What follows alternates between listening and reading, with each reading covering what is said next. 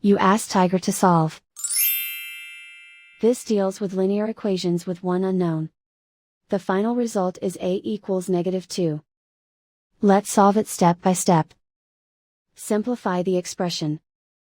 Group like terms. Simplify the arithmetic. Combine like terms. Group all a terms on the left side of the equation. Subtract 4a from both sides. Group like terms. Simplify the arithmetic. Group like terms. Simplify the arithmetic. Group all constants on the right side of the equation.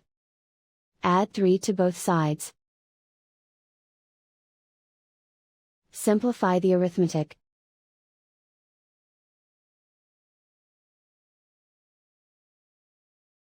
Isolate the a.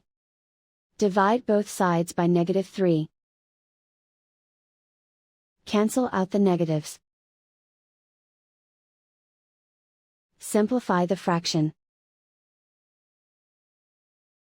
Move the negative sign from the denominator to the numerator.